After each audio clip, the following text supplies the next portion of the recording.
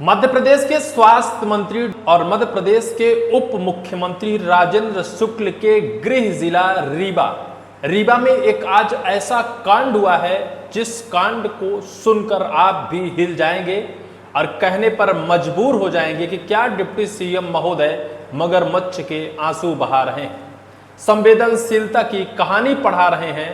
आपके घर में ही इतना घिनौना कांड हो जाता है जिस विभाग के आप मंत्री हैं, और जब आप अपने जिले को नहीं संभाल पा रहे हैं तो आप मध्य प्रदेश को कैसे संभाल पाएंगे। अगर आप मध्य प्रदेश को संभालने की शपथ लेते हैं तो सबसे पहले आप अपने जिले को संभाल कर दिखाइए कि किस दुर्दशा की आंसू बहाता है आपके जिले का स्वास्थ्य व्यवस्था। कैसे लोग आशा और उम्मीद लगाकर, जिंदगी की आस लगाकर स्वास्थ्य मंत्री के जिले के अस्पताल में जाते हैं और उनके शायद मन में यह बहुत ही बड़ा विश्वास होता होगा कि मध्य प्रदेश के स्वास्थ्य मंत्री राजेंद्र शुक्ल के गृह जिले के अस्पताल में जा रहे हैं, निश्चित तौर पर हमें इलाज मिलेगा, निश्चित तौर पर हमारी जान बच जाएगी। लेकिन शायद ये उनकी भूल होती है कि राजनीति अपनी जगह है, मानवता अपनी जगह है, संवेदनशीलता और बेशर्मी की हद अपनी जगह है। जब राजनीति की बात आती है तो सारी इंसानियत और सारी बेशर्मी, हया, सब कुछ पानी पानी हो जाता है। ऐसा ही कुछ आज वर्तमान में हुआ है। इसके बाद हम बताएंगे मध्य प्रदेश के सीएम के जिले की भी एक कहानी।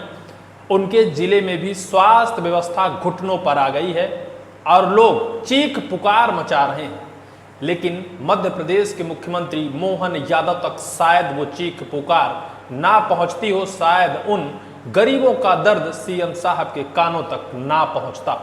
लेकिन अभी हाल ही में जो मध्य प्रदेश के स्वास्थ्य मंत्री राजेंद्र शुक्ल के गृह जिला रीवा में हुआ है, उस पूरी कहानी को आप समझिएगा। आपके मोबाइल स्क्रीन पर एक दैनिक भास्कर की खबर चल रही है जिसमें लिखा है, बच्चा स्ट्रेचर पर तड़पता रहा, परिजन भटकते रहे, रीवा में ड्रीप पकड़कर दादी खड़ी रही, हुई मौत, संजय गांधी अस्पताल ने माना इलाज में हुई देरी जिसकी वजह से ये सब कुछ हुआ। अभी हाल ही की घटना तो आपको याद होगी जिसको लेकर राजेंद्र शुक्ल कितने संवेदनशील दिखते हैं और कितने सक्रिय दिखते हैं कि मध्य प्रदेश की स्वास्थ्य व्यवस्था सुधारने को लेकर, कार्यवाही करने को लेकर लगातार वो अपने बयान और अपनी सक्रियता जनता के सामने दिखाते हैं। लेकिन जिस तड़पते बच्चे की कहानी आज हम बता रहे हैं, वो बच्चा स्वास्थ्य मंत्री राजेंद्र शुक्ल के गृह जिले के सबसे बड़े अस्पताल में आकर और दम तोड़ देता है, जिसको लेकर अस्पताल प्रबंधन ने भी मान लिया है कि अस्पताल में हुए देरी की वजह से उस बच्चे की जान चली गई। पूरी कहानी क्या है, कैसे मानवता तार-तार हुई है और कैसे मध्य प्रदेश के स्वास्थ्य मंत्री राजेंद्र शुक्ल के जिले में स्वास्थ्य व्यवस्था घुटनों पर आ गई है। सारे वादे और सारे इरादे फेल हैं।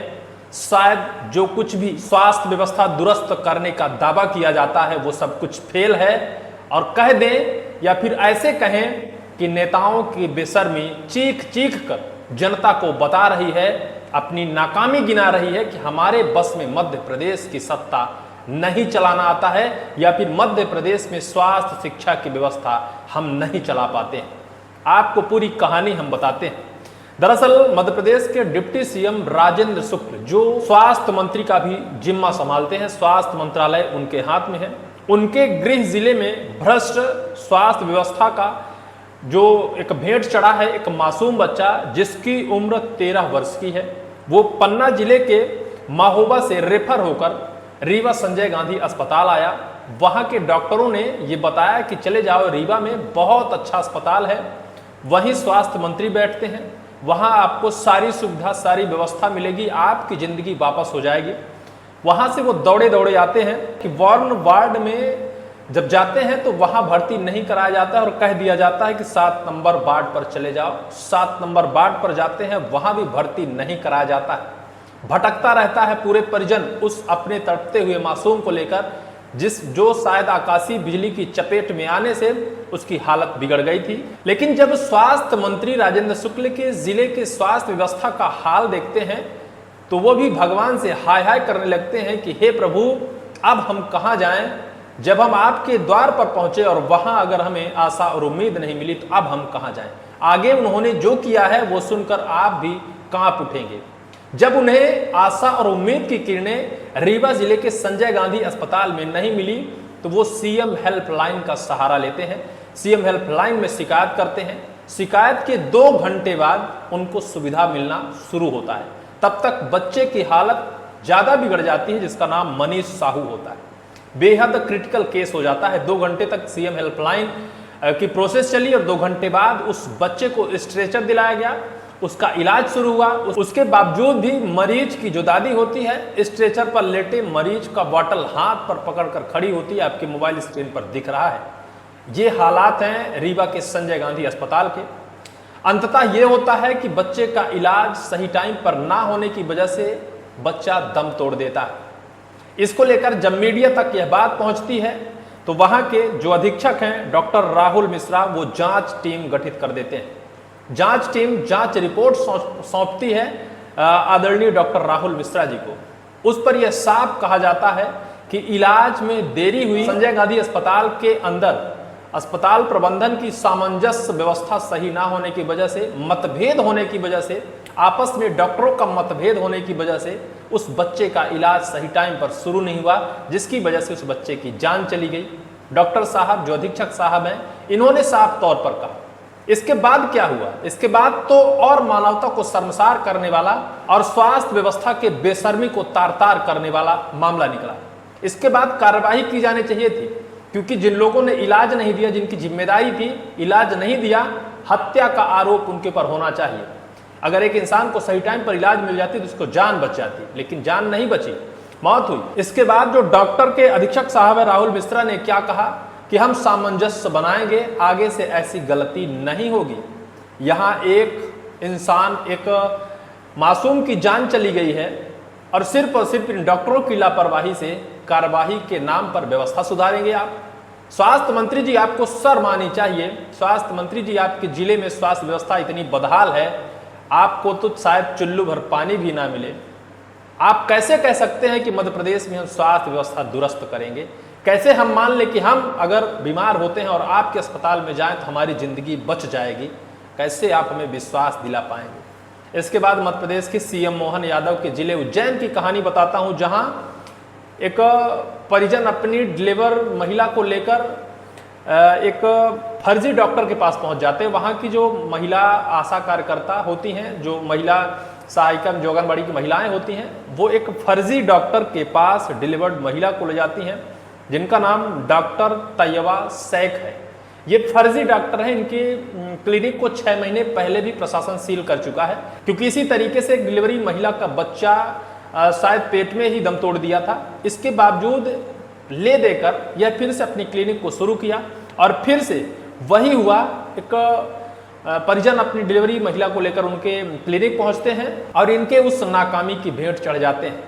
वहां के परिजन गुहार लगा रहे हैं, उनका बच्चा अब इस दुनिया में नहीं है। गुहार लगा रहे हैं, 7 दिन से ज़्यादा हो गया, क्लिनिक फिर से सील हो गई, लेकिन इस महिला डॉक्टर के ऊपर आज तक कार्रवाई नहीं हो सकी।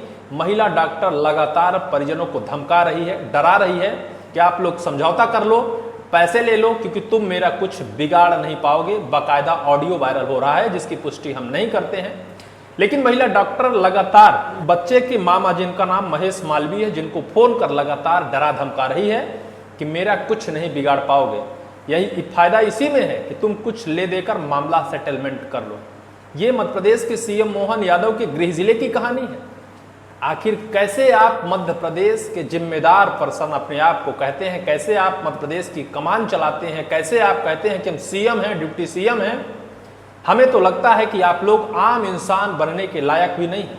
अगर आपके जिले में ऐसी दुर्दशा है, अगर आपके जिले में ऐसी दुखद घटनाएं लगातार घटती हैं, तो फिर आप लोगों को कैसे कहा जा सकता है कि आप मध्य प्रदेश के बड़े जिम्मेदार पद पर बैठे सीएम और डिप्टी सीएम हैं? उज्जैन जिले की जो खबर है, जो दैनिक भास्कर लिखता है, फर्जी डॉक्टर को बचा रहा उज्जैन का स्वास्थ्य विभाग, बच्चे की मौत के बाद भी एफआईआर नहीं, डॉक्टर का ऑडियो सेटलमेंट कर लो। यह खबर पुष्टि करती है कि सीएम साहब के गृह जिले में स्वास्थ्य व्यवस्था खून के आंसू रो रहे हैं, बदहाल स्थिति है, स्वास्थ्य व्यवस्था घुटनों में है। अभी हाल ही में 22 बच्चे असमय काल के गाल में समा गए इसी बदहाल स्वास्थ्य व्यवस्था के कारण। और फिर से आप लोगों के घर से ऐसे कांड निकल कर आते हैं।